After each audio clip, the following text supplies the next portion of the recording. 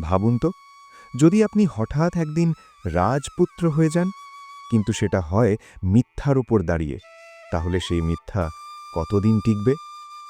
আজকের গল্প এক গরিব দর্জি, যে স্বপ্ন দেখেছিল রাজপুত্র হওয়ার, আর সেই স্বপ্নই তাকে নিয়ে যায় বিপদের গভীরে। চলুন শুরু করা যাক। ধনী রাজপুত্র ও গরিব দর্জি।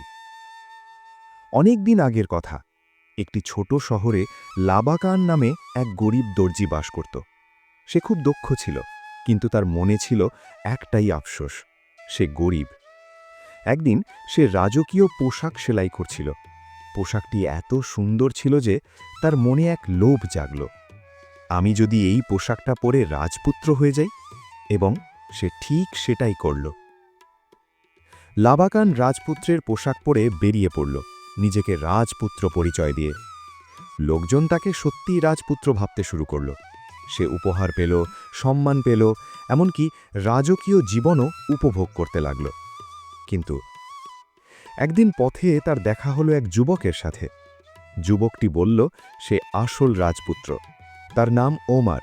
সে তার বাবার কাছে ফিরছে তার জন্মদিনে, রাজা হওয়ার জন্য।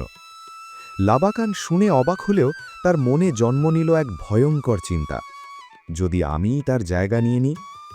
রাতে যখন আসল রাজপুত্র ঘুমিয়ে পড়ল, লাবাকান চুপি চুপি তার ঘোড়া আর চিঠি চুরি করে পালিয়ে গেল।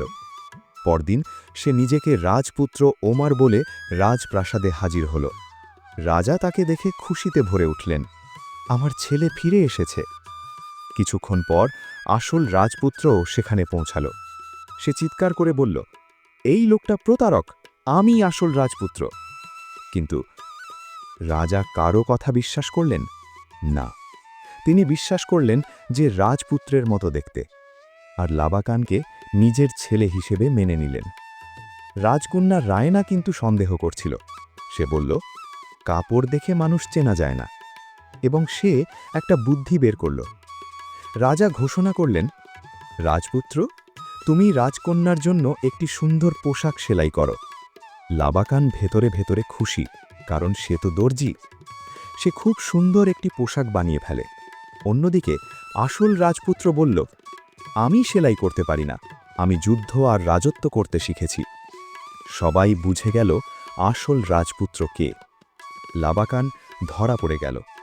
রাজা রাগে বললেন, তুমি একজন প্রতারক, তোমাকে রাজ্য থেকে নির্বাসন দেওয়া হলো। লাবাকান সব হারিয়ে ফেলল। সে কাঁদতে কাঁদতে বলল, আমার তো কিছুই নেই। অবশেষে সে নিজের শহরে ফিরে এলো, আবার দর্জির কাজ শুরু করল। এবার আর কোনো মিথ্যা নয়, শুধু পরিশ্রম আর সত্য। ধীরে ধীরে তার জীবন আবার সুন্দর হয়ে উঠল। লাবাকান বুঝতে পারল, সুখ আর সম্পদ মানেই রাজত্ব নয়। নিজের কাজ, সততা আর সত্য, এগুলোই আসল সম্পদ। তাই মনে রাখবেন, মিথ্যা দিয়ে বড় হওয়া যায় না, আর নিজের পরিচয়েই আপনার সবচেয়ে বড় শক্তি।